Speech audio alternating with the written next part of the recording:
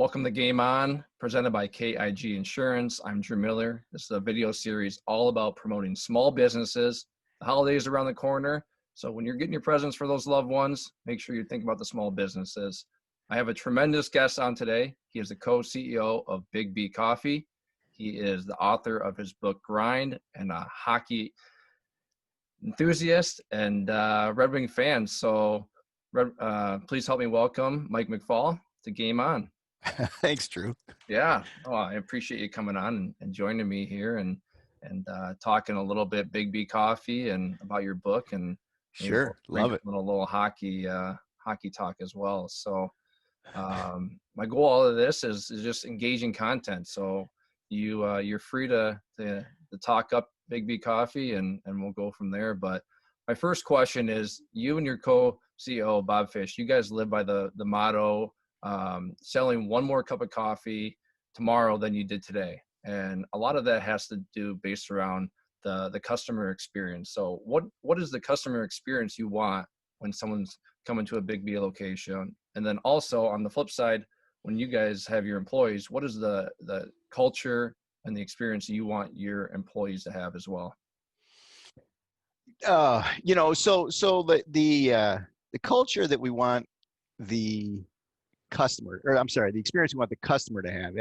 I wrote about it in chapter 4 of my book, but I always, as the entrepreneur or as the business owner, I talk about how you should experience that customer interaction like you did when you had your first crush back in the day, and that customer needs to be the be all end all of that interaction, of that moment. And I just ended up doing a video series the other day to complement my website about how the question is the customer always right?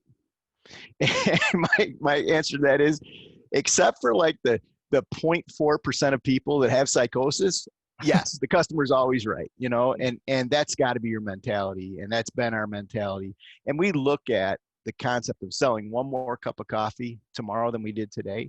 We look at increased revenue generation as customer focused, right? So the way we validate how we're doing in the store or in the stores is the customer's coming back and buying more, or they're telling somebody about it. And by selling more cups of coffee, it's validation that the hospitality we offer in our stores is working. And so that's always been our MO. And we've been obsessed with that concept of selling one more cup of coffee tomorrow for 25 years now. And it's working. Yeah, for sure it is.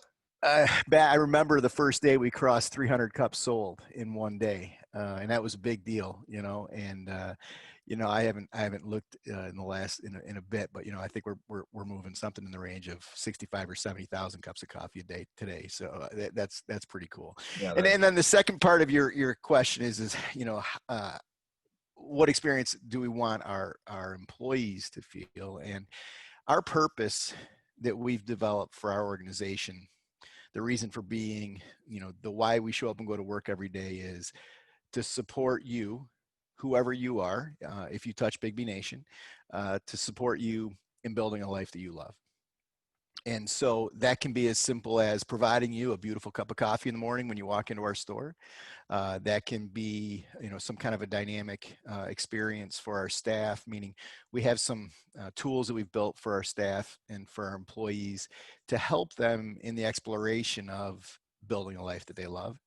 Of course, our business model also, though, supports that, which is, if we can help you build a successful, profitable business, we hope that'll help you and support you in building a life that you love. So that's the culture we're trying to create, is a supportive, nurturing environment where people show up to work and, they feel better on their way home from work than when they showed up. And that's the idea. No, that's great. It's you're definitely building something really that brings value to people's brings value to their life, and to build off that. So you guys are growing. The BIGGBY name has become such a well-known name, and you guys are building it through your franchise model.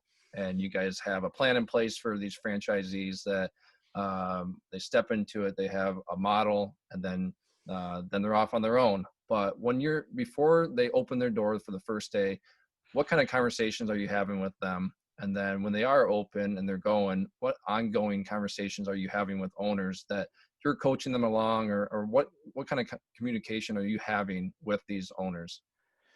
Yeah, so the conversation in advance of opening is always about setting a healthy and realistic expectation.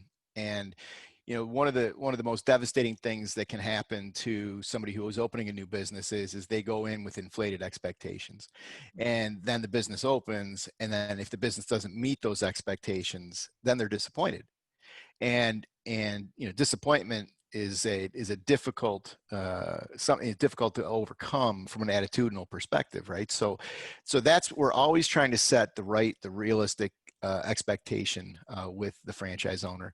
And then the other conversation that I have with the owner before they open is centered around really treat the first 2 years of your business kind of like going back to school and learning the systems and learning the procedures around running, in our case, a BIGGBY Coffee. But I think it carries to pretty much any business. Is the first couple of years you should just be learning. And then after you've gone through that, I call it 2 annual cycles before you really figure out how it works. And then at that point, you can really begin to think about scaling, expanding, growing your business if that's what you want. So those are the 2 conversations I have, is make sure that the first couple of years you're really thinking about it from, almost like going back and getting your master's degree or something, and then so those are, that's the, now post opening, the conversation, that's an interesting question, because our business is, we bring all kinds of different people into our business. And so it's one of the sort of unique components to being a franchise system. Somebody may come in and they might have a great deal of experience in, let's say, real estate. Well, they don't need a lot of help with the real estate piece, but from, let's say, a marketing perspective, they might be miserable, right? And so they might need a lot of support when it comes to the marketing of the store and so on. And so the conversations that occur post opening, you really learn where people's strengths and weaknesses are. And you have, as the franchisor, as our company, we have to fit into that puzzle piece, right? So, the conversations are very different with all different franchise owners in terms of how to support them. Yeah, no, that's what's great about being the franchisor or having these franchisees, is you're able to help them through all the different ways, because you've lived it, you've done it, and you fine tune it. So that's great. So moving into your book, Grind, which when I think of grind, not only coffee, but I think of the Red Wings grind line and Yeah. grinding in the corners and working hard. So it's a nice association there for me. But I read There's your like a book. triple entendre there for me, right? Like Yeah, coffee, hockey, and entrepreneurship. yeah, there you go. No, it's perfect. It's eat, sleep, and hockey, and it kind of all in the one, and with coffee. So so the book, The Grind, I read this book. It's a great read, and I think anyone that's looking to be an entrepreneur, and especially it feeds right into BIGGBY Coffee franchisees. Obviously, that's what you're writing a base towards them, but it really does speak to everyone in business, entrepreneur, and I get a lot of value out of it. So you talk about the no bullshit, and my question is, what's one no bullshit teaser piece of advice you can pull out of your book for people that really should read it? Anyone that's in business, anyone looking to be an entrepreneur should really read it. But what's one of those teaser no bullshit pieces that you think you can pull out of that for us? Yeah, I think that it starts with the title of chapter 2, which is sell more shit. And Sure. and that's it. I mean, to me, that's 80% of your energy when you start a new business should be around revenue generation. And if you can't figure out how to generate the revenue, it doesn't matter what else you do, it's not going to work. And so to me, that's the fundamental is sell more shit. And I actually wanted that to be the title of the book, but my publisher kind of talked me off the ledge on that. That would have been Uh, great. I think and that it's a great title, and you gotta like to have the no bullshit on top of that on the right. on the front. I think that it's an attention grabber, but I think sell more shit would have been a pretty good attention grabber too. Yeah, yeah. And so to me, that's everything, you know. And if you don't have that mentality, there's a book by a guy who was at Harvard. He's now at University of Chicago, Amir Bide, and it's called the New Economics of Business or something like that. And he studied the Inc. 500 fastest growing companies over 20 years Hmm. and took all the data points from all those 500 companies. 85% of the CEOs of those companies said they were the primary or only salesperson in the organization at startup. Yeah, And so, I mean, if you don't have that mentality, I think it's going to be a struggle. And so that's yeah, why I think sell more shit is like that's the teaser. yeah. Sell more shit without overcomplicating it. Exactly. Just do it. Yeah. No, that's great, and I definitely do think that the book it speaks to all in business and just gets your mind going and thinking in the right direction and Thank you. excited about what your possibilities are. So it's good. So BIGGBY Coffee, you guys are growing so quick. What are some of the cool things that you guys got going as a franchisor that you are doing for your franchisees? And then what are some of the things you're doing for the customer experience as well? Just trying to talk about the future for you guys. Yeah, the big thing for us right now is we've developed a modular drive-through.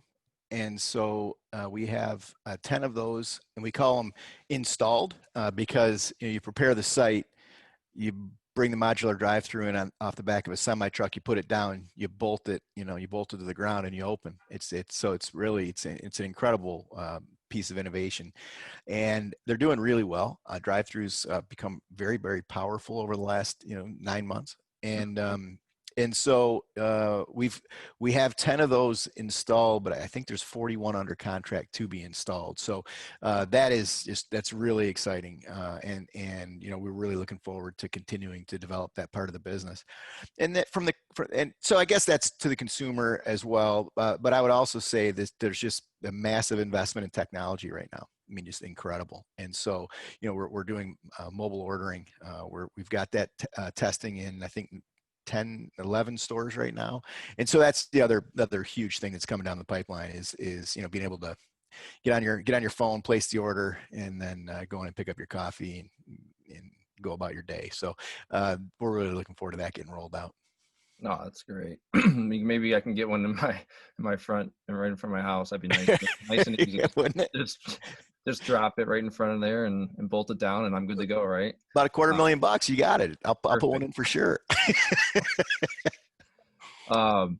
So to break away from the coffee and BIGGBY for a second and kind of go back in history to you in high school and a defining moment in your life that you probably been able to draw on and really kind of shape who you were was your sailing experience, to sail around the world, and just talk about that experience and I mean, you had to learn a lot about yourself and you're able to kind of maybe look back now and say, man, that really pushed me to be who I am today. And just, yeah, I mean, that's one of the more unique things you hear someone doing. Yeah, it was crazy. It was my junior year of high school, and I loaded up on a square rig tall ship in Nova Scotia, and ended up sailing to Singapore. And we stopped at 13 ports of call. And, when we'd stop at a port of call or country, I mean, we wouldn't stop for 3 or 4 days. I mean, there were times we stopped for 2 and 3 weeks at a time, and so we really got to experience the different places that we stopped. But, I mean, I went with 38 other students, and, it was a Canadian program based out of Ottawa. But, I think what I came away with is I saw so many different places.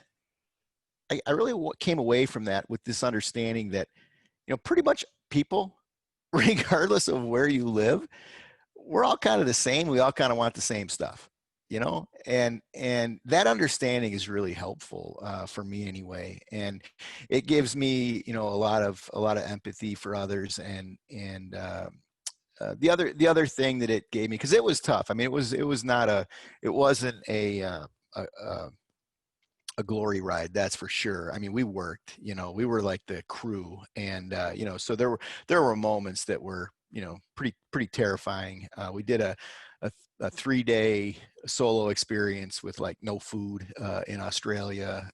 There's just a lot of experiences and that were amazing and challenging. And I came back from that with just a pretty high degree of confidence that in myself that I could see something like that through and start a journey like that and complete it.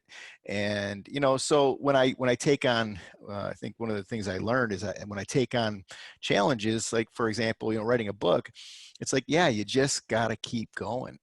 Right? And I'm sure you had that experience in your lifetime and in your career. Like I'm sure you had some really significant challenges as you developed your career, but you just got to keep going, right? And Yeah, for push sure. the thing through to the other side. So that would be one of the primary, one of the other things that I took out of that trip. Yeah, I think that you definitely learn in life from the high moments and the great moments, but you especially learn from the hard, challenging, defeating moments. And I think that everyone has those, and I know that you've had yours along the way with BIGGBY Coffee, but that's how you become successful. And with me with hockey, everyone's like, "Oh, you played in the NHL," and it's like, well, you have a lot of no's and sent down to the minors, and you have a lot of moments that you're not proud of or at the moment, but you look back on them and you are proud of them because they defined you and they helped you get the confidence and be the person you were to get to where you were at. So Yeah. And you overcame that stuff, yeah, you overcome it, so it's good. I mean, this and that trip like that at that age, you had to grow up quick. So what a fun experience to draw on and have Yeah, it happen. was. So my last question, you talk about in the book, you got to have a goal, something that gets you out of bed in the morning. And for you, you were getting out of bed pretty dang early to go open up the coffee shop. So you got to draw on something to say, hey, get your butt out of bed. And yours was to own the Detroit Red Wings. And what you can see, Joe Lewis here. I got my shirt on. Warms my heart. Yeah, it's sad that the Joe's gone, but you you have a love for the Red Wings and a love for hockey, and we share that. And just talk about what hockey's meant to you and what the Red Wings meant to you, and then just also touch on what that goal was for you to get out of bed and say, I want to home the Red Wings. And you know what? You are in a position where you are working towards where maybe you could have that at some point if the Ilitches ever did sell, but uh, yeah, I mean, I would say I got a shot. It's a very, very, very long shot, but I got a shot at it, right? But for me, yeah, I played hockey. I started playing when I was 4 and played my whole life, and I still play today.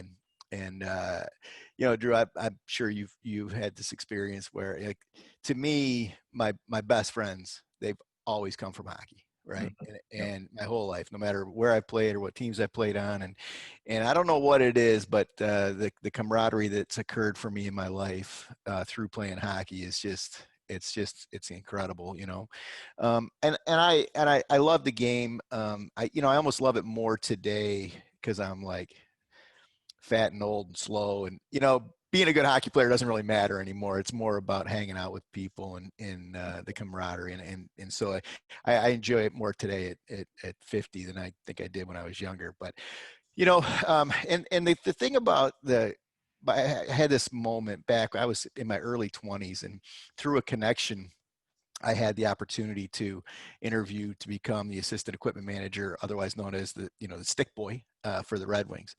And I remember my dad. My dad's been a big figure in my life forever. And I remember he heard about this and he walked up to me and he kind of looked at me funny and he's like, "The stick boy?" He's like, "You ought to own the blanking wings," right? And walked away.